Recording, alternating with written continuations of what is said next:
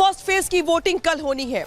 उसके पहले तमाम जगहों पे जहां जहां पे भी मैं जा रही हूं, चाय पकौड़े के साथ चर्चा सिर्फ इसी बात को लेकर के है कि कल चूंकि वोटिंग है तो कल माहौल इलाके में क्या होगा, वोटिंग कैसे डाली जाएगी, किस तरीके से चाय को लेकर चर्चा की जा रही है कि भाई इस बार किसकी सरकार बिहार में, और तमाम मुद्दों के बीच अब जो लोगों की बयानबाजियां हैं, जो प्रचार के दौरान की जो तस्वीरें हैं वो निकल के सामने आ रही, जिसमें जम के बिहार में सियासत भी हो रही है। तस्वीर कुछ ऐसी निकल के सामने आई है जब तेजस्वी यादव के मंच पर एक बच्चे ने कट्टे को लेकर के गाना गाया।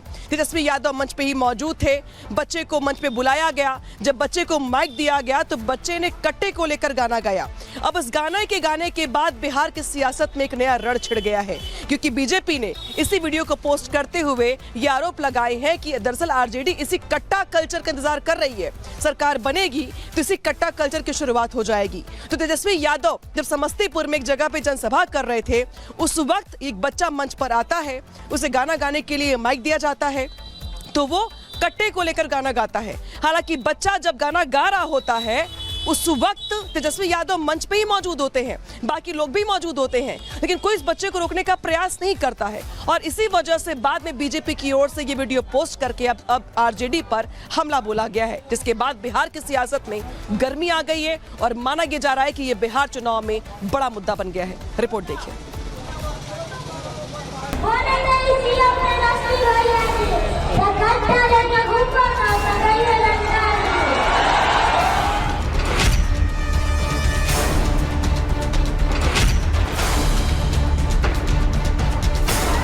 तेजस्वी का मंच, कट्टा सॉन्ग का पंच।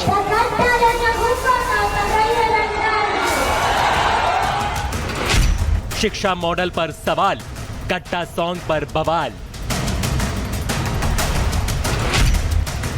बीजेपी को मिला मौका, कट्टा सॉन्ग पर टोका।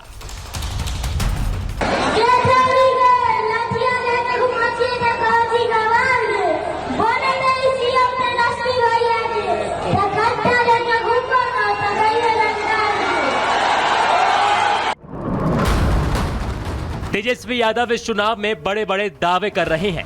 उनके दावे से लगा आरजेडी की सियासत बदल गई है, लेकिन इस तस्वीर को देखेंगे तो आप भी समझ जाएंगे कि तेजस्वी की जुबान भले ही बदल गई हो, लेकिन सियासत नहीं बदली। उसकी ये तस्वीर सिर्फ बानगी भर है।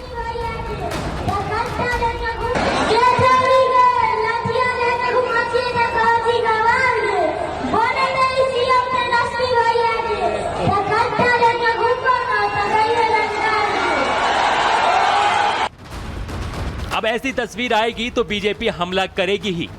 हुआ भी ऐसा ही। ये वीडियो वायरल क्या हुआ, बीजेपी ने तस्वीर को लपक लिया और आरजेडी के शिक्षा मॉडल पर सवाल उठा दिए। आरजेडी और हिंसा एक दूसरे से इतना घुले मिले हैं, एक छोटा बच्चा भी जानता है कि आरजेडी की सरकार आने पर कट्टा और रंगदारी दोनों का कारोबार चालू हो जाएगा।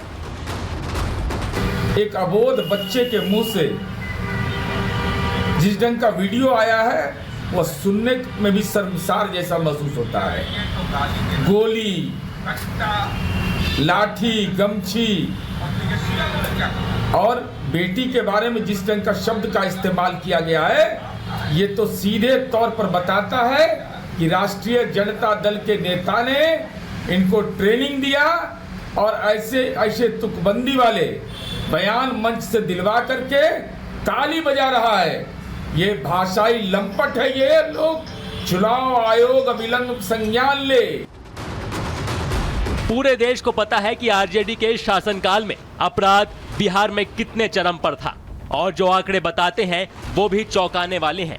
लालू राज में अपराध सिर चढ़कर बोलता था। साल 1999 में 31,479 आपराधिक घटनाएं हुई। वहीं 2001 और 2002 में आपराधिक घटनाओं की संख्या 23,967 और 24,955 रही, जबकि 2003 और 2004 में एक बार फिर आपराधिक घटनाएं 24,432 और 28,005 पर पहुंच गईं। इन आंकड़ों ने आरजेडी की ऐसी छवि बना दी कि हर विरोधी पार्टी जंगल राज कहकर हमला करते आए हैं। बिहार ने जो 15 साल राबड़ी और लालू का जंगल राज देखा, वो फिर से लाना चाहते हैं हम क्या? जरा जोर से बोलो, लाना चाहते हैं? ये जंगल राज चेहरा बदलकर, कपड़े बदलकर, भेष बदलकर चुपके से वापिस आना चाहता है।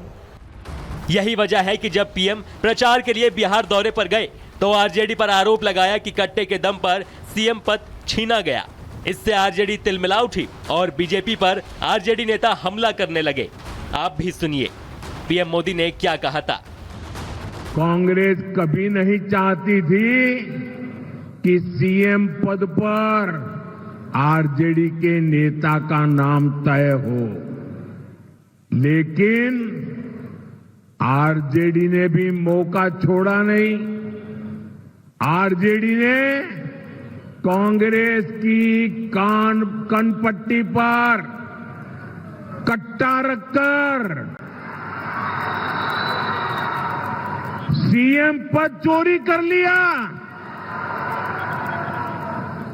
घोषणा करवा के रहे, फिर जबरदस्ती कांग्रेस से सीएम उम्मीदवार को समर्थन की घोषणा कराई गई, कट्टा रख करके। बिहार में कल पहले चरण का मतदान है। उससे पहले तेजस्वी के मंच का ये वीडियो वायरल हो रहा है, जिस पर बीजेपी आरजेडी पर सवाल उठा रही है। ऐसे में क्या ये वीडियो कल के मतदान पर असर डालेगा? इसका पता नतीजे आने के बाद ही लगेगा। Bureau report, Republic Bharat. तो तेजस्वी के मंच पर हुआ ये कट्टा कांड बिहार की सियासत में अब चर्चा का विषय बन गया है और माना दरअसल ये जा रहा है कि बीजेपी से एक हथियार के तौर पर लोगों के सामने रख रही है। देखना ये होगा कि इसमें वोटर्स लेकर किसको क्या सोचते हैं। हमारे साथ दो सहयोगी जुड़ गए हैं, अमृत जुड़ गए हैं अरवल से, साथ ही सागर जुड़ गए नवादा से, उनके पास भी जाएंगे। लेकिन यहाँ पर देख पा रहे होंगे कि कल चूंकि वोटिंग का वक्त है तो उससे पहले हर चाय की दुकान पर, हर गाँव की नुक्कड़ पर एक ही बात को लेकर चर्चा हो रही है कि आपकी में किसकी सरकार बनते देख? बीजेपी। क्यों? बीजेपी बहुत अच्छा काम किया है। क्या काम किया इलाके में? 10,000 रुपया, उसके बाद 1100 पेंशन, हाँ, उसके बाद बहुत सुरक्षा है बीजेपी की सरकार में। तेजस्वी यादव भी तो खरीदेंगे हर घर को। अब जो नहीं है उसको पहले मिल रहा जाए। गांव में क्या? बिल्कुल, इस वक्त हम अरवल में हैं और अरवल की आपको तस्वीर दिखाते हैं। सबसे पहले अनुपम, जरा आसपास की तस्वीर, इस तरफ की तस्वीर आप दिखा दीजिए। देखिए यहाँ पर प्रचार गाड़ियां घूम रही हैं और अरवल की हम आपको तस्वीर दिखा रहे हैं जहां बाजार सज चुके हैं। लेकिन यहाँ मिजाज क्या कहता है, क्योंकि कट्टे पर सियासत भी हो रही है। तेजस्वी यादव के मंच से कट्टे को लेकर तमाम चीजें निकली, वहां एक गाना हुआ। इसके साथ अरवल का क्या है मिजाज इस बार, किसको ला रहे हैं?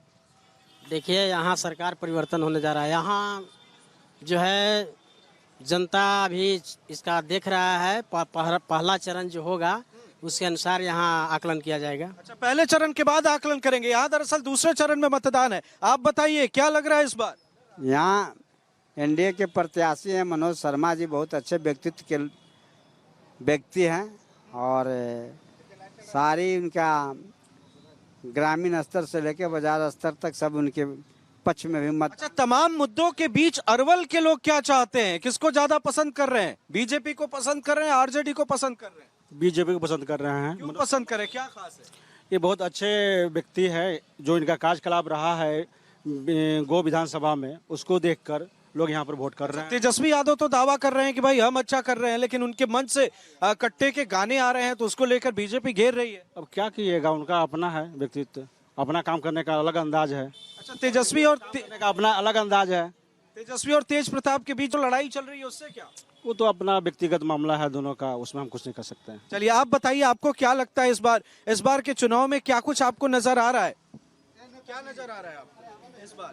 क्या मुद्दा है? मुद्दा जो बिहार में और देश में जो एनडीए के तरफ से विकासात्मक हुआ, ये एनडीए की बात बता रहे हैं। आपको क्या लग रहा है, यहाँ के समीकरण क्या है? अगर हम अरवल की बात करें तो अरवल में क्या है? अरवल में सीधा आमना सामना महागठबंधन वर्सेज एनडीए, ये दोनों के बीच में सीधी टक्कर है यहाँ त्रिकोणात्मक नहीं, बिहार में लगता है कहीं त्रिकोणात्मक नहीं होगा। अच्छा, तो मतलब आप कह रहे हैं कि जो प्रशांत किशोर तमाम कोशिश कर रहे हैं वो कहीं एग्जिस्ट नहीं, वो पूरी तरह से विफल है, कहीं कि कहीं उनका प्रत्याशी कहीं रेस में नहीं है। अच्छा, इन दोनों में भारी कौन पड़ रहा है? अभी जातीय समीकरण के आधार पर जो दूसरे जात का ज्यादा वोट ले लेंगे वो चुनाव यहाँ से जीत जाएंगे। अच्छा, तो यहाँ समीकरण हावी, यहाँ हावी है जातीय समीकरण। अच्छा, अरवल के लोग किसको ज्यादा पसंद कर रहे हैं? और लगातार चुनावी रैलियां हो रही हैं। अरवल में अगर आप ग्रामीण क्षेत्र की बात करिएगा, ग्रामीण क्षेत्र में महागठबंधन की लहर है, तो शहर में व्यवसायी वर्ग हैं तो वहाँ बीजेपी का लहर है। तो दोनों तरफ मिली जुली चीजें हैं। आप बताइए, आपको क्या लग रहा है इस बार? इस बार यहाँ पर मनोज शर्मा चुनाव जीत रहे हैं। मतलब बीजेपी। बीजेपी यहाँ लोगों के सामने कई समस्या, हमने लोगों से बातचीत की, अरवल में रेलवे स्टेशन को लेकर तमाम चीजें हैं, तो उसका समाधान बीजेपी कर पाएगी? समाधान तो हो गया है, तो धीरे धीरे रेलवे पास हो गया है, काम लगेगा। नीतीश कुमार का मुख्यमंत्री फिर से बनेंगे। भैया चाय बना रहे हैं, सरकार किसकी बनाएंगे, बीजेपी या आरजेडी? बीजेपी। बीजेपी पसंद है क्या? हाँ, क्या खास है? खास है, उनकी छवि अच्छी है, मैदान में उतरे हैं, गो विधानसभा से उनके पिताजी भी विधायक रहे हैं, अच्छी बात है। तो आपको उम्मीद है कि आपकी समस्या का समाधान एकदम होगा। कौन करेगा? बीजेपी। देखिए, आप यहाँ पर बीजेपी की बात यहाँ पर लोग कर रहे हैं। जरा आप बताइए, इस बार के चुनाव में क्या नजर आ रहा है आपको? यहाँ तो महागठबंधन के उम्मीदवार साफ जीत रहे हैं, कोई लड़ाई नहीं है। हाँ।